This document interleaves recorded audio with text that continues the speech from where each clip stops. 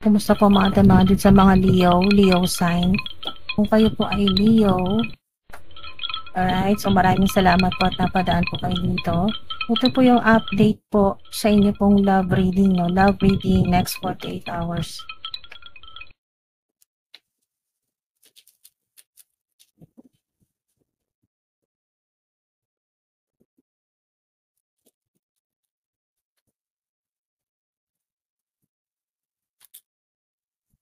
Ito po yung update po ninyo sa love reading next 48 hours po sa mga Leo. Bakit kaya pakaramdam ng ilan po sa inyo parang may nag-stalk po sa inyo?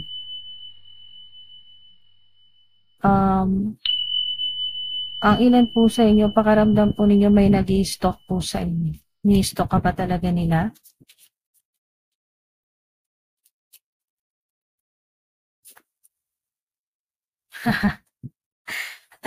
I love you unconditionally. Sino ba tong nag-i-stalk sa'yo? I love you unconditionally. Hello, mahal ka niyan. Sino ba yan? Di ba? Tama yung kutob mo. Tama yung intuition mo. May nag-i-stalk sa'yo pero, oh, meron din nag-i-stalk po sa inyo dahil gustong-gustong humingi ng tawad sa'yo or naghihintay na mapatawad mo. I hope that you can forgive me one day. Okay, so meron naman sa ilan, I remember every detail of that day. Meron kang na-meet noon, maring acquaintance po ito or na-meet nyo lang po sa social gathering, party, or sa labas. Yan po. Kung saan ka naimbitahan or sa ibang bansa, meron sa inyo na hindi kayo makalimutan. Okay? Pero wala kang contact dito. Okay. Na hindi ka makalimutan ng tao na to. At ini-stalk ka niya. Next 48 hours, ano kaya? Maring siya rin ito na talagang mahal ka, unconditionally. So, yun po, ini-stalk ka nila. Tama ako to mo. Ini-stalk ka nga nila.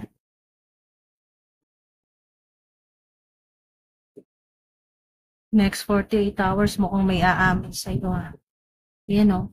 May aamin ng feelings niya sa iyo or may aamin ng feelings nila. Maring ito ay, ito na yun. King of Pentacles or Queen of Pentacles. Yan po. Depende po sa gender po ninyo or yung kung ano po yung pong prefer po ninyo na romantic partner. Kung magugustuhan nyo rin po ito. Yan po. Kung sino man po ito nag-stalk sa inyo, may idea ka kung sino, kilala mo.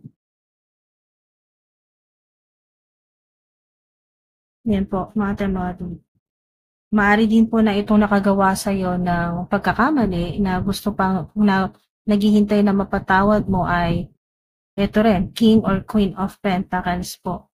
So, Earth sign, Virgo, Taurus, Capricorn. Ayan, no? Hala, unconditional love to eh. Ayan, no? Tingnan, Ace of Cups. Synchronize, oh. Unconditional love. May unconditional love. Yan po. Open your heart and receive the emotions around you. Meron din talagang mag-open. Yan po. Mag-aamin. Meron pong aamin ng feelings sa'yo. So, ito na yung clue. Paring earth sign o water sign. Hindi ka makalimutan na talagang in love sa'yo. Yan po.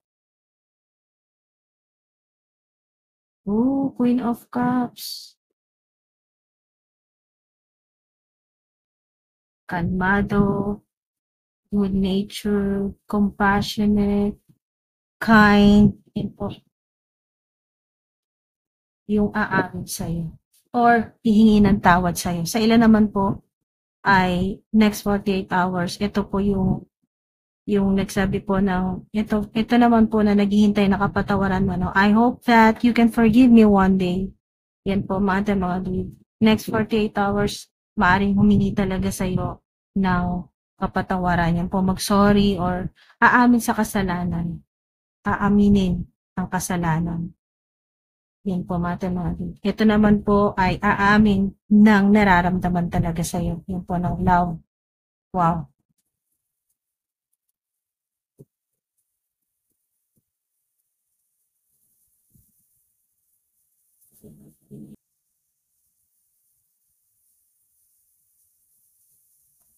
Ayan, of course.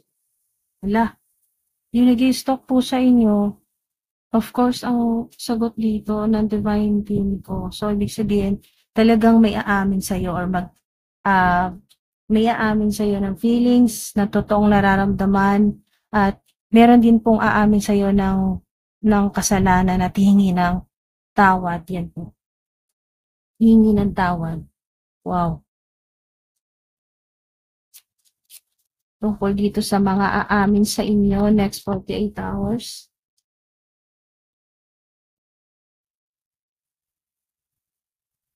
Oh, hala,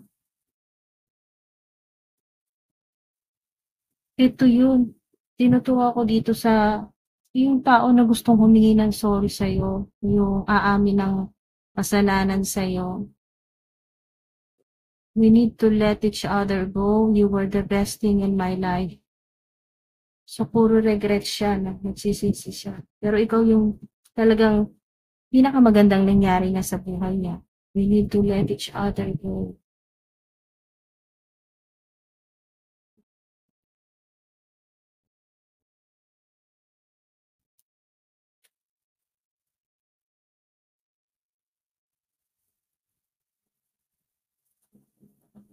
Ito siguro din yung nararamdaman niya sa kasalukuyan na gusto ka na niya i-let go talaga kasi hindi ka niya makalimutan. Pero yun na lang hinihintay niya sa'yo yung mapatawad mo siya. I'm grateful for the spiritual lesson. I'm grateful for the spiritual lesson.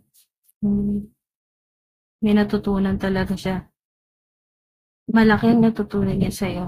Malaking pagbabago, lalo na spiritually. Okay? So, meron nga amin sa'yo na meron pang clue. Meron dito nga amin sa'yo na maring siya ay boss, big boss, CEO,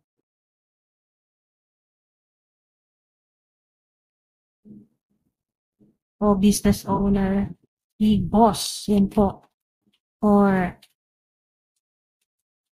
kilala. Yan po, kilala. Maaaring celebrity ito.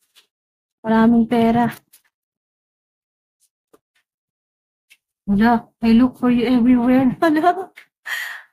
Wala, grabe, synchronize ang ating mga dude. I look for you everywhere. O, di ba? Talagang ini-stalk ka niya. Kahit saan, hindi lang sa social media. Sinusundan ka. Wow. Ito talaga yung pagmamahal niya sa'yo, ah. So, depende pa rin yan sa'yo kung gusto mo rin ng tao na to. It's up to you. It's up to you pa rin. Mga dude. At the end of the day, ikaw pa rin talaga ang makapag-desisyon yan. It's up to you. Diba? Kung nalilito ka, kung hindi mo alam kung anong gagawin, ask your angels.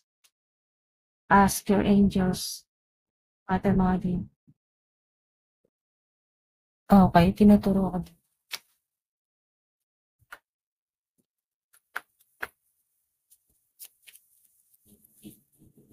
Divine team. Anong dapat malaman? Oh, unconditionally loving. Tingnan nyo kung paano synchronize talaga yung mga mensahe sa inyo. I love you unconditionally. Unconditional love dito sa Queen of Cups. Talagang mapagmahal, maalaga yung tao na to na nag-stalk sa'yo. Unconditionally loving. Okay. Mga di. Unconditionally loving siya. Giving and receiving affection, falling in love, talaga na in love. So, maari din na may malaking potential din na ma-in love ka rin sa kanya.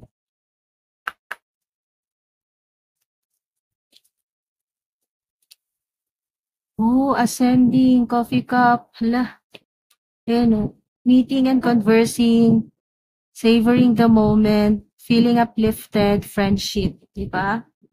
So, meron naman dito kung hindi ito ex-romantic partner, yung hingi ng tawad sa'yo ay malaki talaga ang natutunan niya sa nangyari sa inyo at gusto niyang bumawi, gusto niyang makausap ka, gusto niyang maging friends pa rin kayo. So, it's up to you pa rin it's up to you, Atendu, kung tatanggapin mo pa rin ang tao na to. Use your discernment. Yan po. Dito na po sa meeting and conversing, feeling uplifted, yung pong nag-i-stock po sa inyo, maaaring magustuhan, may potential na magustuhan nyo rin at mag-start po kayo sa, yun nga po, friendship. So, ascending, wow, napakaganda na to, no? Ibig sabihin kasi pag ascending,